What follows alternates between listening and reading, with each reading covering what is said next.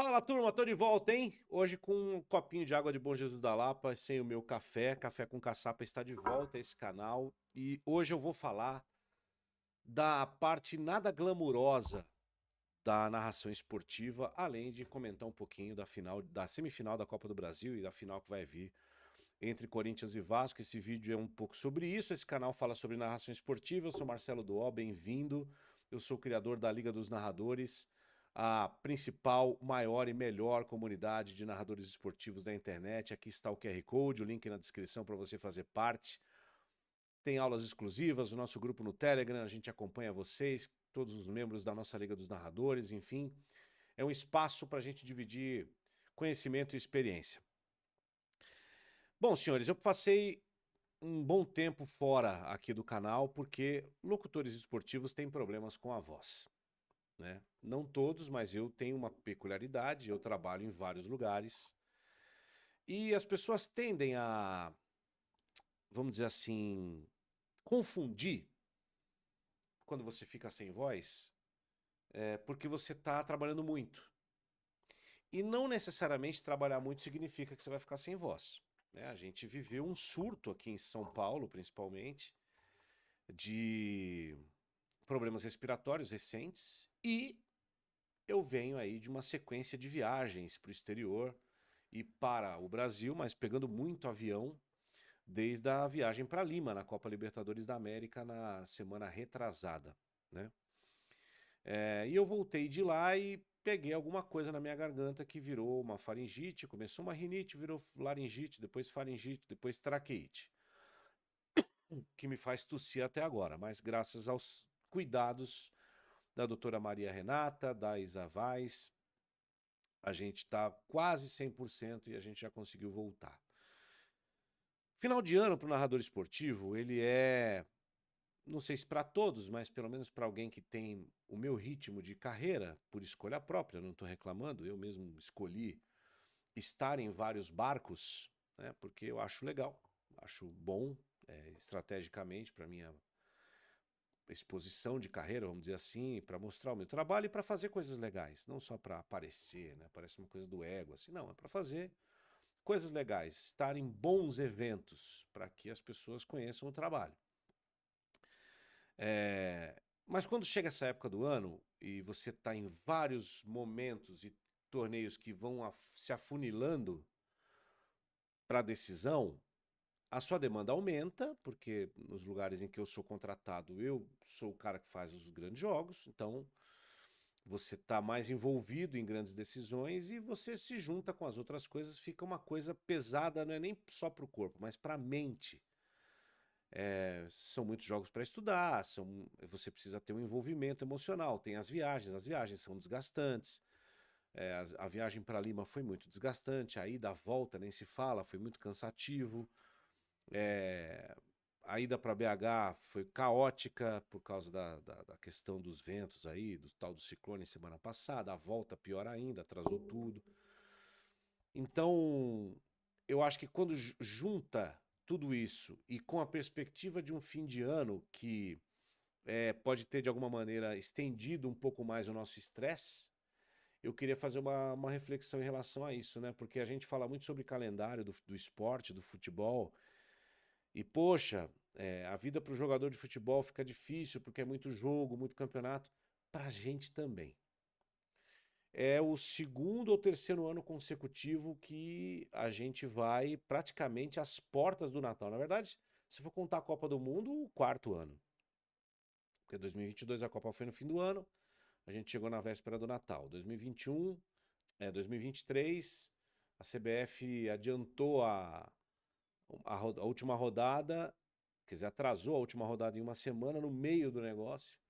No fim, eu nem fiz, né, a última rodada, porque eu tinha uma viagem marcada já para a última semana, justamente depois da última rodada do Campeonato Brasileiro. E aí estendeu. O ano passado estendeu. Esse ano a gente vai de novo com as finais da Copa do Brasil até praticamente as portas do Natal. Se isso estressa o jogador, a comissão técnica, os caras que treinam todo, imagina pra gente. Pra gente também é difícil, né? Porque a gente não tem a responsabilidade de ganhar ou perder, a gente não tem a cobrança da torcida, mas a gente tem a responsabilidade de entregar uma grande transmissão.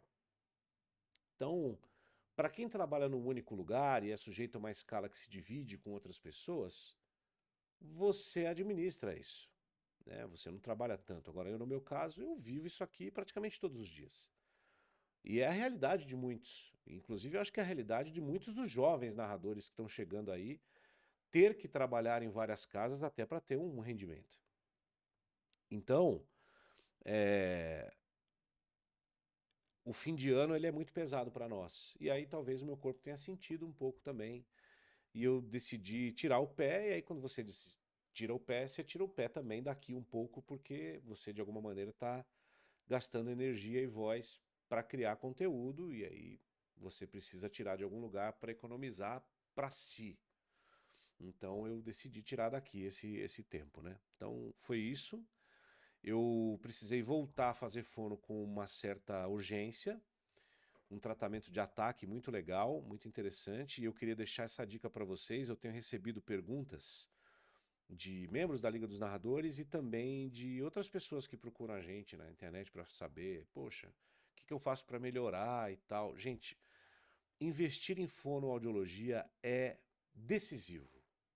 Eu sei que nem todo mundo pode, mas ter alguém para se desenvolver nessa parte vocal, de respiração, de expressão corporal, é muito mais do que só ficar falando para atracar, é mais do que isso. Eu fui procurar por um problema de saúde vocal, mas você também precisa de um trabalho para desenvolvimento a partir da fono, porque a fono vai te analisar, vai entender, vai saber te dizer como você está usando bem ou mal o teu aparelho, o teu instrumento. E sabendo isso, você vai conseguir melhorar, se adaptar e melhorar. Então, todo vídeo nosso aqui tem uma certa dica, né? Então fica essa dica aqui.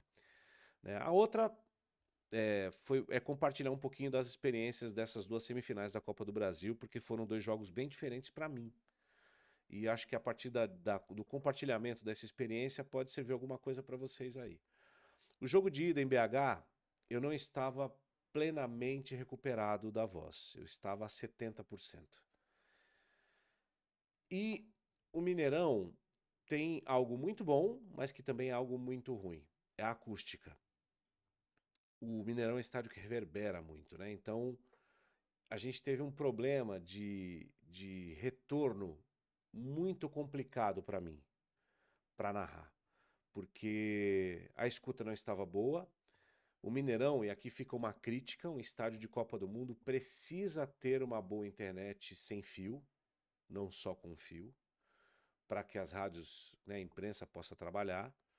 A gente não tinha conexão, a conexão era mínima, tanto que a nossa live não funcionou tão bem na Band News FM, e isso atrapalhou a transmissão. E atrapalhou em que sentido, né? Eu precisava me concentrar para dizer as coisas que eram importantes naquele momento, o texto do envolvimento do jogo. E ali, como eu não tinha as condições ideais para trabalhar, em termos de escuta, o que para a gente é fundamental, eu estava preocupado em não estourar a voz, porque ainda não estava 100%, e quando você não se ouve bem, você fala mais alto. Então eu tinha essa preocupação. E qual foi o recurso que eu tive, né? Eu praticamente falava aqui para dentro da cápsula para falar mais baixinho, para poupar um pouco a voz.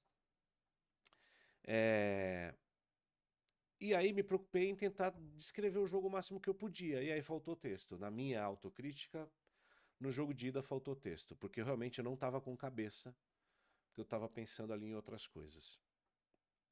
Já ontem não.